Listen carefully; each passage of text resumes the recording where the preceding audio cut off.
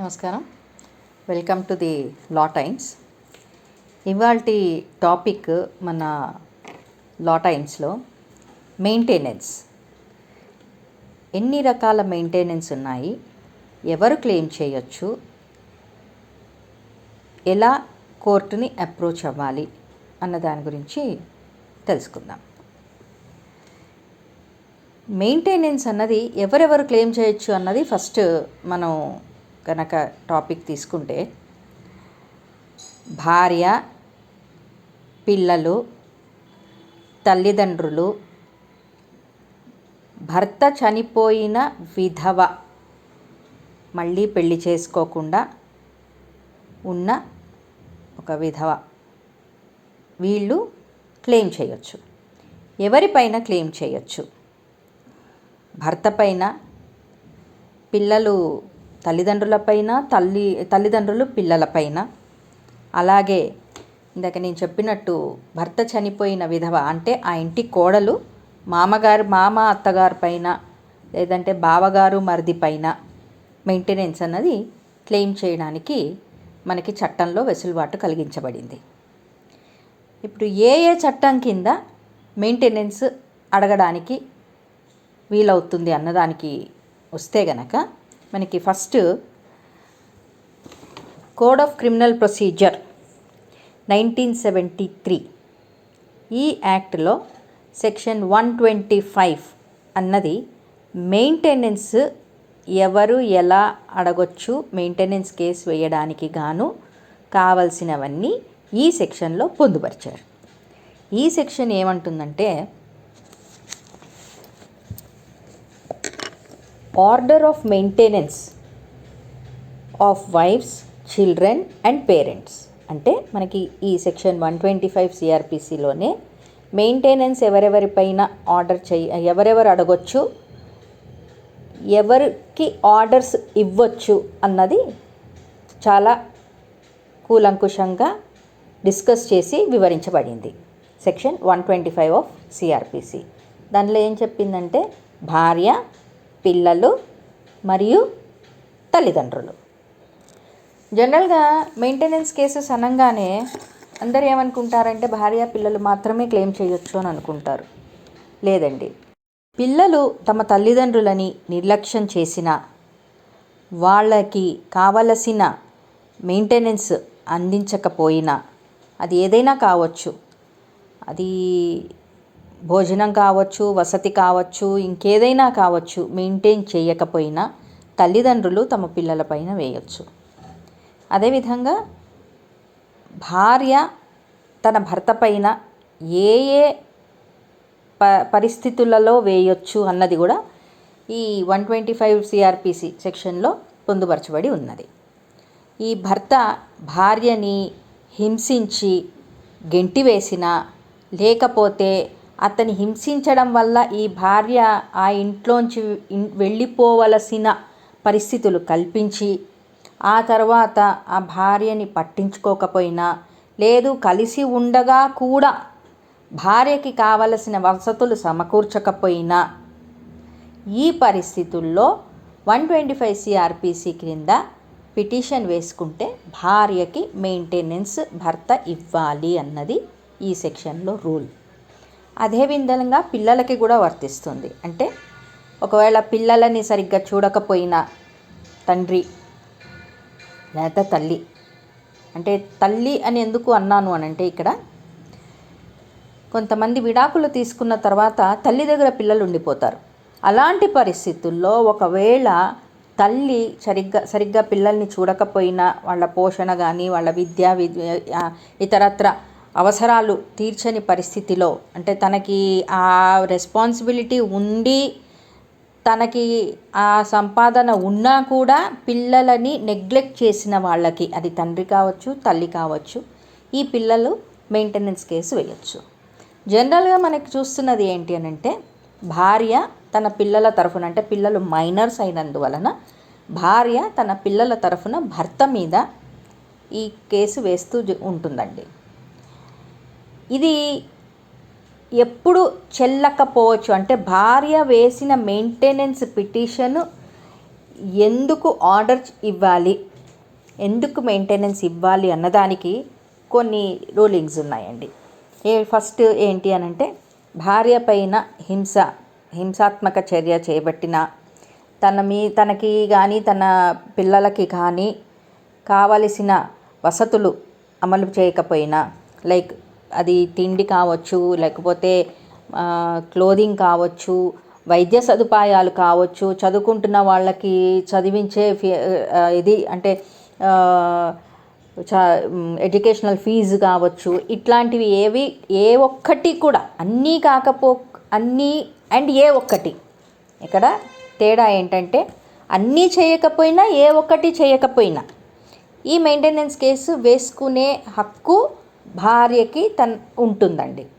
ఇలా ఒకవేళ చేయకపోయిన భర్త అండ్ తర్వాత అతని హింసాత్మక చర్యల వలన గెంటి వేసేయడం కానీ, లేకపోతే భార్య తనంతట తను వెళ్ళిపోవడం జరిగిన ఇలాంటి పరిస్థితుల్లో భర్తకి ఇన్కమ్ ఉండి, అంటే అతను ఉద్యోగస్తుడు కావచ్చు, లేకపోతే బిజినెస్ మ్యాన్ కావచ్చు, లేకపోతే రెంటల్ ఇన్కమ్ ఉండొచ్చు, అగ్రికల్చరల్ ఇన్కమ్ ఉండొచ్చు, ఏదే కానీ భర్తకి సంపాదన ఉండి కూడా భార్య పిల్లలని నెగ్లెక్ట్ చేస్తూ మెయింటైన్ చేయని వాళ్ళకి ఈ ఆర్డర్స్ వర్తిస్తాయి. ఇంకొకటి, ఇప్పుడు ఈ మధ్యకాలంలో ఏమైపోయిందంటే, నేను ఉద్యోగం చేయట్లేదు, నాకు సంపాదన లేదు, నేను ఎలా చూసుకుంటాను, నేను మెయింటైన్ చేయలేను అన్నవి చాలా కేసెస్లో మేము చూస్తున్నామండి. సుప్రీంకోర్టు ఒక జడ్జిమెంట్ ఇచ్చిందండి, బెగ్, బారో ఆర్ స్టీల్. నువ్వు అప్పు చేస్తావో, అడుక్కుంటావో, దొంగతనం చేస్తావో సంబంధం లేదు, పిల్లల్ని పోషించాల్సిన నైతిక బాధ్యత భర్త పైన ఉన్నది అన్నది ఒక రూలింగ్ ఉంది. సో ఇదే విధంగా భార్యకి ఏ పరిస్థితుల్లో మెయింటెనెన్స్ ఇవ్వనవసరం లేదు అన్నది కూడా ఈ సెక్షన్లో పొందుపరిచిందండి. ఒకవేళ ఎటువంటి రీజనబుల్ రీజన్, అంటే నమ్మదగిన ఒక రీజన్ లేకుండా భార్య కావాలనే తనంతట తాను భర్తని వదిలేసి వెళ్ళిపోయినా, మళ్ళీ వచ్చి కాపురం చేయడానికి తిరస్కరించిన, అలాంటి పరిస్థితుల్లో భార్యకి మెయింటెనెన్స్ ఇవ్వనవసరం లేదు. అదేవిధంగా ఒకవేళ భార్య తనని తను పోషించుకోగలిగిన పొజిషన్లో ఉంటే, అంటే తను ఉద్యోగం చేసుకుంటున్నా, లేకపోతే రెంటల్ ఇన్కమ్, ఏ విధమైన ఇన్కమ్ ఉండి భార్య తనకి తను పోషించుకోగల శక్తి ఉంటే అట్లాంటి భార్యకి మెయింటెనెన్స్ ఇవ్వనవసరం లేదు. కానీ పిల్లల విషయానికి వస్తే తల్లిదండ్రులు ఇద్దరికీ సమానమైన రెస్పాన్సిబిలిటీ ఉంటుంది. కాబట్టి పిల్లలకి ఎటువంటి ఖర్చులన్నా అవనియండి, ఆ ఖర్చులని ఇద్దరు తల్లిదండ్రులు సమానంగా పంచుకోవాలన్నది మనకి చట్టం చెప్తోంది. ఇది ఫస్ట్ మనకి section 125 of CrPC maintenance cases గురించి అండి. ఇది అయిన తర్వాత రెండవది section 24 of Hindu marriage act 1955. ఇది ఏంటి అంటే, భార్య కానీ భర్త కానీ డైవర్స్కి వేసుకున్నా, లేకపోతే ఇంట్లోంచి వెళ్ళిపోయిన భార్యని కానీ భర్తని కానీ తిరిగి వచ్చి తనతో కాపురం చేయమని పిటిషన్ వేసుకుంటారు. దాన్ని రెస్టిట్యూషన్ ఆఫ్ కాంజుగల్ రైట్స్ అంటారు. అంటే డైవర్స్కి కానీ రెస్టిట్యూషన్ ఆఫ్ కాంజుగల్ రైట్స్కి కానీ ఈ రెండిట్లో ఏ పిటిషన్ కన్నా వేసుకున్నప్పుడు ఫ్యామిలీ కోర్టులో, ఆ కోర్టులో ఈ రెస్పాండెంట్, అంటే భర్త వేస్తే భార్య, భార్య వేస్తే భర్త, section 24 of Hindu marriage act క్రింద మెయింటెనెన్స్ పెండెంట్ లైట్ అని అడగొచ్చు. అంటే పెండెంట్ లైట్ అంటే కోర్టులో కేసు ఏదైతే జరుగుతోందో అది జరుగుతున్నంత కాలము వీళ్ళు మెయింటెనెన్స్ అడగొచ్చు. మళ్ళీ ఇందులో ఈ మెయింటెనెన్స్ రెండు రకాలు. ఒకటి, తనకి కానీ తన పిల్లలకి కానీ నిత్యావసర విషయాలపైన, వసతి పైన, వీటిపైన మెయింటెనెన్స్. అదే కాక లీగల్ ఎక్స్పెన్సెస్, అంటే ఇప్పుడు కేసుకి సంబంధించి అయ్యే ఖర్చులను కూడా భరించవలసిన పరిస్థితి ఈ సెక్షన్ ఏర్పాటు చేసింది. అంటే ఇప్పుడు ఒక భర్త భార్య పైన కేసు వేశాడండి, ఈ భార్యకి లీగల్ ఎక్స్పెన్సెస్ అవుతాయి. అంటే తను రావడం పోవడం కానీ, ఒక అడ్వకేట్ని పెట్టుకున్నందుకు అడ్వకేట్ ఫీజు కానీ ఇతరత్ర కోర్టు ఫీజులు కానీ ఏవైతే అవుతాయో అవన్నీ కూడాను భర్త నుంచి ఈ భార్య అడగడానికి ఈ సెక్షన్ 24 ఆఫ్ హెచ్ఎం యాక్ట్ వెసులుబాటు కలిగించింది. అంటే ఈ యాక్ట్ ప్రకారం 2 ప్రేయర్స్ అడగొచ్చు. ఒకటేమో మెయింటెనెన్స్, ఇంకోటేమో లీగల్ ఎక్స్పెన్సెస్, అంటే ఈ కేసు పరంగా తనకయ్యే ఖర్చులు. ఇవి 2. ఈ తర్వాత సేమ్ మళ్ళీ ఇవన్నీ అదే వస్తాయండి. మెయింటెనెన్స్ అడగడానికి ఏంటి, భార్యకి ఎందువల్ల అడుగుతోంది భార్య, అవన్నీ తను చెప్పుకోవాలి. ఈ పరిస్థితుల వల్ల నన్ను ఇట్లా చేశారు, పైన తప్పుడు కేసేశారు, కాబట్టి నా పరిస్థితి ఇది, నేను మెయింటైన్ చేసుకోలేను, నా పిల్లల్ని నేను మెయింటైన్ చేసుకోలేను, కాబట్టి నాకు మెయింటెనెన్స్ కావాలి, నా సంపాదన ఇది, అతని సంపాదన ఇది, ఖర్చు ఇది అని కూలంకుషంగా వివరిస్తూ పిటిషన్ వేసుకోవాల్సి ఉంటుంది. ఇది ఏ సెక్షన్లో వేసుకున్నా కూడా ఇది మ్యాండేటరీ, ఇది మినిమం రిక్వైర్మెంట్ అన్నమాట పిటిషన్ వేయటానికి. ఇది అయిన తర్వాత మనకి సెక్షన్ 36 ఆఫ్ స్పెషల్ మ్యారేజ్ యాక్ట్లో కూడా అలిమనీ పెండెంట్ లైట్ అని ఉందండి. స్పెషల్ మ్యారేజ్ యాక్ట్ అంటే కులాంతర వివాహాలు, లేకపోతే ఇంటర్ రిలీజియస్ మ్యారేజెస్, అంటే హిందూ ముస్లిం కానీ, హిందూ క్రిస్టియన్ కానీ, క్రిస్టియన్ ముస్లిం కానీ, ఇట్లా inter religious marriages special marriage act కింద చేసుకున్నవి. వీళ్ళు రిజిస్టర్ మ్యారేజ్ చేసుకున్న వాళ్ళు, వీళ్ళందరూ స్పెషల్ మ్యారేజ్ యాక్ట్ కిందకి వస్తారండి. ఈ స్పెషల్ మ్యారేజ్ యాక్ట్లో సెక్షన్ 36 ప్రకారము వీళ్ళు సేమ్ ఇదే విధంగా అలిమనీ అంటే మెయింటెనెన్స్ అడగడానికి ఈ సెక్షన్లో పొందుపరిచి ఉంది. మళ్ళీ రిక్వైర్మెంట్ అంతా సేమ్ అదేనండి.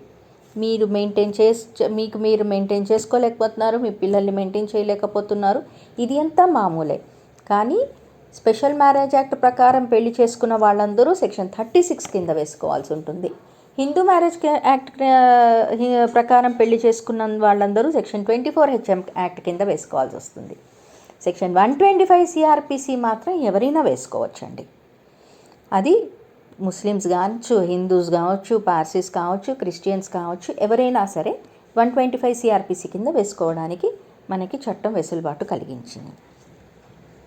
ఆ తర్వాత section 20 monetary relief domestic violence యాక్ట్లో, protection of women from domestic violence యాక్ట్లో సెక్షన్ 20 మానిటరీ రిలీఫ్ గురించి చెప్పబడిందండి.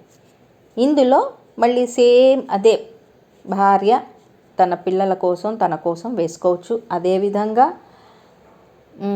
పిల్లలు తల్లిదండ్రుల మీద వేయచ్చు, తల్లిదండ్రులు పిల్లల పైన వేయచ్చు, అక్క చెల్లెళ్ళు కానీ అన్నా తమ్ముళ్ళు కానీ అట్లాంటి వాళ్ళు కూడా వేసుకోవచ్చు. అంటే తల్లిదండ్రులు లేక అన్నాదమ్ములు అక్క చెల్లెళ్ళు కలిసి ఉండి వాళ్ళకి ఒక ఇంటి పెద్దగా ఒక అన్న కానీ ఒక అక్క కానీ ఎవరైతే వాళ్ళ మిగతా సిబ్లింగ్స్ అంటే అక్క చెల్లెళ్ళు కానీ అన్న తమ్ములుగా వాళ్ళ రెస్పాన్సిబిలిటీ తీసుకుంటారో, ఒకవేళ వాళ్ళు కూడా కనుక మెయింటైన్ చేయని పరిస్థితుల్లో, అంటే మైనర్ సిస్టర్స్ కానీ బ్రదర్స్ కానీ ఉండి మైనర్ ఉండి, లేదు మేజర్ అయినప్పటికీ వాళ్ళకి ఎటువంటి ఆదాయం లేక అక్క పైన కానీ తమ్ముడి పైన అంటే బ్రదర్ ఆర్ సిస్టర్ పైన కానీ డిపెండ్ అయిన వాళ్ళు కూడా వేసుకోవచ్చు.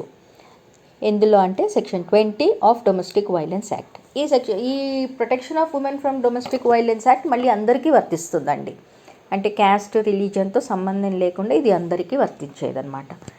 ఈ సెక్షన్ 20 డివి యాక్ట్లో మానిటరీ రిలీఫ్ కింద అడుగుతున్నప్పుడు మీరు సేమ్ ఇదే మీ పోషణకి కానీ వసతికి కానీ మళ్ళీ మీ ఎడ్యుకేషనల్ ఎక్స్పెన్సెస్ కానీ మెడికల్ ఎక్స్పెన్సెస్ కానీ ఇవన్నీ కూడా అందులో అడగడానికి మనకి ఈ యాక్ట్ పొందుపరిచిందండి. అంటే టోటల్గా మనకి ఒకటి 125 సిఆర్పిసి, ఒకటి సెక్షన్ 24 హిందూ మ్యారేజ్ యాక్ట్, ఒకటి సెక్షన్ 36 స్పెషల్ మ్యారేజ్ యాక్ట్, ఒకటి సెక్షన్ 20 డొమెస్టిక్ వైలెన్స్ యాక్ట్.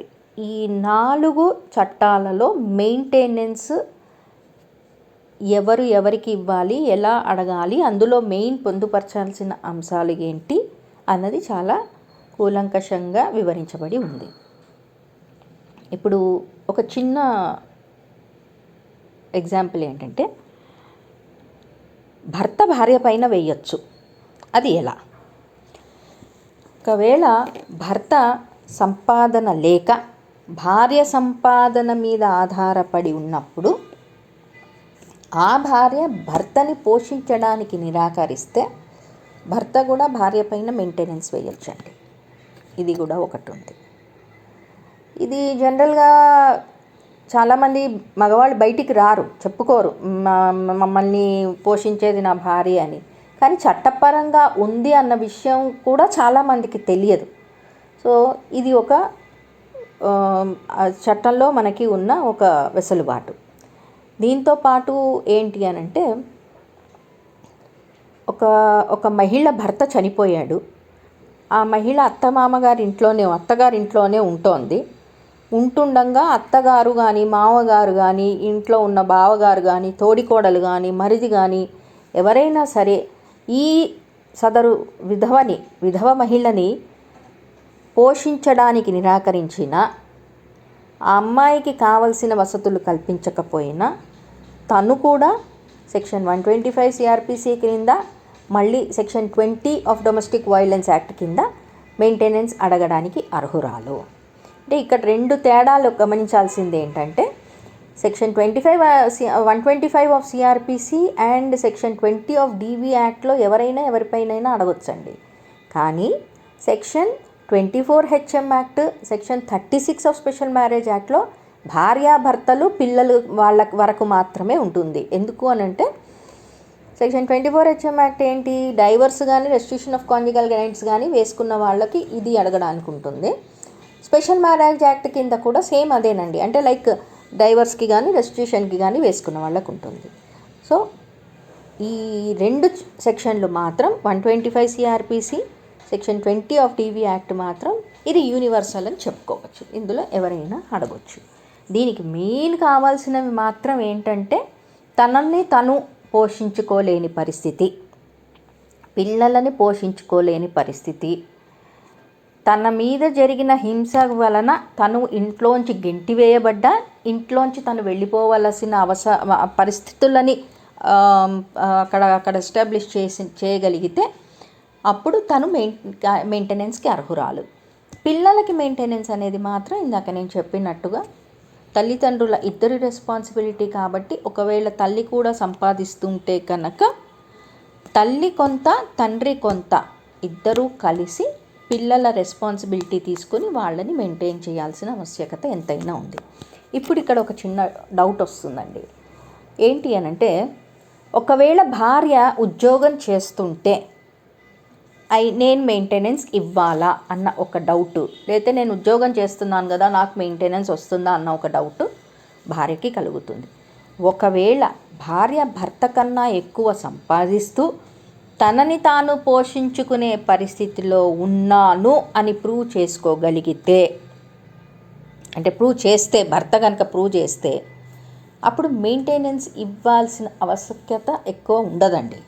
కానీ కొన్ని జడ్జిమెంట్స్ ఏమంటాయంటే, భార్య ఉద్యోగం చేస్తున్నది అన్నది ఒక రీజన్ కాకూడదు, భార్య ఉద్యోగం చేస్తున్నా కూడా భర్త మెయింటెనెన్స్ ఇవ్వాలి అని. ఆ భర్త ఇచ్చే మెయింటెనెన్స్కి ఒక ఇది ఉందండి. అంటే భార్య గనక భర్త కంటే ఎక్కువ సంపాదిస్తుంటే భార్య వచ్చేసి నాకు నెలకి 50,000 కావాలి అంటే ఇవ్వరండి, ఎందుకంటే ఆల్రెడీ తను సంపాదిస్తోంది కాబట్టి. సో ఇవన్నిటికీ తెరవేస్తూ supreme court of India Rajnish versus Neha అనే ఒక జడ్జిమెంట్లో వీటి గురించి ఇంకా చాలా లోతుగా డిస్కషన్ చేసి ఈ జడ్జిమెంట్లో కొన్ని గైడ్లైన్స్ ఇవ్వబడిందండి. అంటే ఎవరు ఎలా వేయాలి, ఎంత ఇవ్వచ్చు మెయింటెనెన్స్ అన్నది. అంటే ఏదో అడిగేస్తూ ఉంటారు మామూలుగా 2 లక్షలు 3 లక్షలు 50,000 అంటే భర్త సంపాదనకి మించిన మెయింటెనెన్స్ వీళ్ళు అడుగుతారు. అంత అవసరం లేకపోయినా అడుగుతూ ఉంటారు. లేదు భర్తకి అంత ఆ సంపాదన ఉన్నా కూడా ఆ ఫ్యాక్ట్ని సప్రెస్ చేసి, అంటే చెప్పకుండా నా సంపాదన 10,000 20,000 అని తగ్గించి చెప్తూ కూడా మెయింటెనెన్స్ ఇవ్వడానికి తప్పించుకుంటూ ఉంటారు. ఇలాంటి పరిస్థితుల్లో సుప్రీంకోర్టు ఈ జడ్జిమెంట్లో ఏం చెప్పిందంటే, ఇరు పక్షాల వాళ్ళు, అటు భార్య ఇటు భర్త, in all maintenance cases, maintenance కోసం ఏ కేసు అన్నా కానీ అది సిఆర్పిసి కానీ, డొమెస్టిక్ వైలెన్స్ యాక్ట్ కానివ్వండి, స్పెషల్ మ్యారేజ్ యాక్ట్ కానివ్వండి, హిందూ మ్యారేజ్ యాక్ట్ కానివ్వండి, ఏదైనా సరే ఇన్ ఎనీ మెయింటెనెన్స్ కేస్ ఈ ఇరు పక్షాల వాళ్ళు తమ అఫిడవిట్ దాఖలు చేయాలి కోర్టులో. అఫిడవిట్ అంటే ఏంటి? తమకి ఉన్న అసెట్స్ ఏంటి, లయబిలిటీస్ ఏంటి, 3 years బ్యాంక్ స్టేట్మెంట్ పెడుతూ వాళ్ళ ఐటీఆర్స్ కడుతుంటే ఐటీఆర్స్, ఆ తర్వాత వాళ్ళకి వచ్చే రెంట్లు కానీ, శాలరీ కానీ, any kind of income, A kind of income ఉన్నా అది ఒకటి చెప్తూ, అదేవిధంగా లయబిలిటీస్ అంటే ఏదైనా ఈఎంఐస్ కానీ, లోన్స్ కానీ, చిట్స్ కానీ, ఏదైనా అట్లాంటివి వీళ్ళు కడుతున్నది అంటే వీళ్ళకి వచ్చేది, వీళ్ళు కట్టేది, ఇవన్నీ క్లియర్గా కోర్టుకి సబ్మిట్ చేసిన తర్వాత వీళ్ళ పిటిషన్ పైన వాదోపవాదాలు విని ఈ అఫిడవిట్లో పొందుపరిచిన అంశాలు, అసెట్స్ అండ్ లయబిలిటీస్ ఏంటి అన్నది చూసిన తర్వాత మెయింటెనెన్స్ ఎంత ఇవ్వాలి అన్నది కోర్టు నిర్ణయించాలి అని సుప్రీంకోర్ట్ ఆఫ్ ఇండియా జడ్జిమెంట్ ఇచ్చిందండి. ఇది 2020లో వచ్చింది. సో ఈ జడ్జిమెంట్ వలన ఏంటి అంటే చాలా వరకు ట్రాన్స్పరెన్సీకి వచ్చేస్తుంది. అబద్ధాలు చెప్పటం కానీ, అనవసరమైన హైప్ చేసేసి ఎక్కువ అడిగేయటం కానీ ఇలాంటివి లేకుండా ట్రాన్స్పరెంట్గా నిజంగా జెన్యూన్ కేసెస్ ఏవైతే మహిళలు బాధపడుతున్నారో, మెయింటెనెన్స్ లేక ఇబ్బంది పడుతున్నారో వాళ్ళకి మాత్రం ఇది చాలా వరకు న్యాయం చేస్తుందని నా ఉద్దేశం. ఎందుకంటే కొన్ని ఈ సెక్షన్స్ అబ్యూస్ కూడా అవుతున్నాయండి. మహిళలు కొంతమంది అబ్యూస్ కూడా చేస్తున్నారు. చిన్న చిన్న రీజన్స్కి ఇంట్లోంచి వెళ్ళిపోవటమో ఇంకోటో చేసేసి ఇట్లాంటి వాటికి వేసేసేసి భర్త దగ్గర నుంచి కానీ, అత్తమామల దగ్గర నుంచి కానీ డబ్బులు గుంజేటటువంటివి కూడా కొన్ని కేసెస్ మేము చూస్తున్నాము. కాబట్టి ఈ జడ్జిమెంట్ తర్వాత, సుప్రీంకోర్ట్ ఆఫ్ ఇండియా ఇచ్చిన ఈ జడ్జిమెంట్ తర్వాత ట్రాన్స్పరెన్సీ అన్నది కొంచెం ఏర్పడింది. న్యాయం జరగడానికి 100% అవకాశం ఉంది. సో ఇదండి ఇవాల్టి టాపిక్. ఇంకో టాపిక్తో మళ్ళీ కలుద్దాం. నమస్తే.